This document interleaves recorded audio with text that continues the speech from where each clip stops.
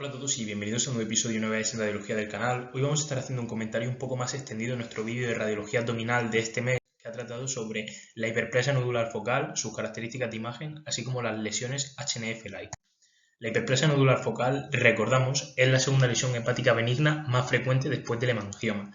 Es más frecuentemente diagnosticado en mujeres entre la tercera y quinta década de vida y suele ser una lesión única, aunque se ha descrito en la literatura hasta un 20% de casos en los que puede aparecer lesiones múltiples. Histológicamente, en las biopsias se caracteriza por una hiperplasia de hepatocitos morfológicamente normales con un desarrollo anormal del sistema portal. Esto es muy importante para la etiopatogenia, fisiopatología y vamos a ver más adelante las patologías a las que se asocia, así como los imitadores y las HNF-like.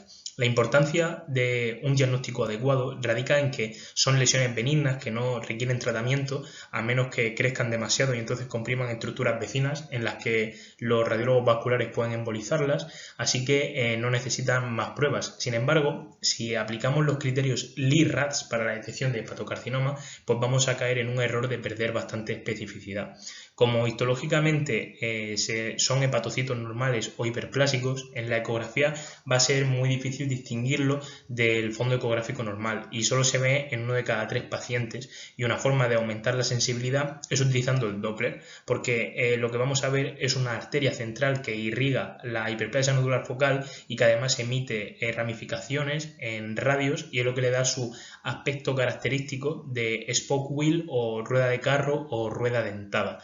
Y también se puede aumentar mucho más la especificidad utilizando contrastes ecográficos como puede ser el hexafluoruro de azufre. Ocurre exactamente igual en el resto de técnicas. Al ser hepatocitos normales, pues a menos que administremos contraste, la lesión se va a comportar histológicamente exactamente igual que el tejido sano. Entonces en el TAC, en la fase arterial precoz, veremos el vaso central hiperdenso, en la fase arterial tardía realzará la lesión dejando la cicatriz central hipodensa y en la fase tardía será isodensa dejando la cicatriz central hiperdensa. En la resonancia, que es la técnica más sensible y específica, hay que llevar mucho cuidado con un dato, que es la restricción a la difusión. Si bien se suele decir que la hiperplasia nodular focal es hiperintensa en difusión con respecto al tejido sano, hay que llevar mucho cuidado con los valores de ADC, porque aunque sean valores alterados y sean superiores a los de las lesiones malignas o a la de los adenomas, va a presentar mucho overlap. Entonces, nunca se puede utilizar ni la difusión ni los mapas ADC como herramientas por sí solas para descartar o confirmar una hiperplasia nodular focal. Los contrastes hepatoespecíficos son los más útiles en la resonancia porque son unos contrastes que se excretan en fase hepatobiliar y esto se hace porque los hepatocitos tienen unos receptores específicos para excretarlos a la bilis. Por lo tanto, las lesiones que no dependan de la proliferación de hepatocitos, como puede ser las metástasis o los hemangiomas, no lo van a presentar y por lo tanto no van a realzar la administración de contraste, y por lo general los hepatocarcinomas tampoco. Aunque los hepatocarcinomas, debido a mutaciones o sobreexpresión de estos receptores específicos para el ácido gadoxético, por ejemplo, pueden aparecer excepcionalmente como hiperintensos tras la administración de ácido gadoxético, y entonces sí que estamos ante un verdadero problema de diagnóstico diferencial. Pero afortunadamente en la mayoría de los casos los contrastes hepatoespecíficos son para la hiperplasia nodular focal.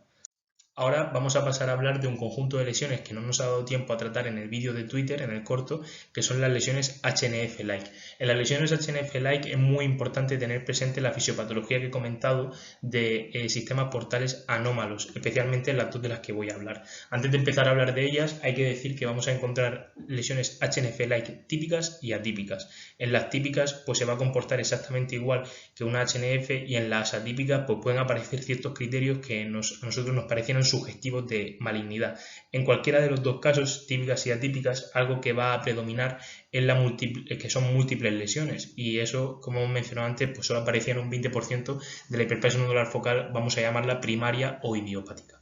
Vamos a hablar del FALT y del Budd-Chiari. FALT son las siglas en inglés de Fontana Associated Liver Disease, es decir, enfermedad hepática asociada a Fontana. La cirugía de Fontana es una cirugía cardiológica compleja que se hace en pacientes con anomalías cardíacas congénitas complejas o como último recurso, en el que se suelen hacer shunts sistémicos en los que se evita el corazón. Entonces se pueden anastomosar, por ejemplo, las cavas a las arterias pulmonares, y entonces esto genera un aumento de la presión venosa sistémica que da a insuficiencia cardíaca congestiva a la que el hígado es muy sensible y entonces pues aparecen, como he dicho, estas lesiones HNF-like múltiples. Además son lesiones típicas. Y luego en el Budd-Chiari ocurre exactamente lo mismo. El Budd-Chiari es cualquier causa de obstrucción de la vena cava superior, ya sea una trombosis, compresión extrínseca tumoral, etc. Y cuando esta se cronifica, pues nos encontramos con una fisiopatología parecida al FALT, pues nos van a aparecer otra vez estas lesiones.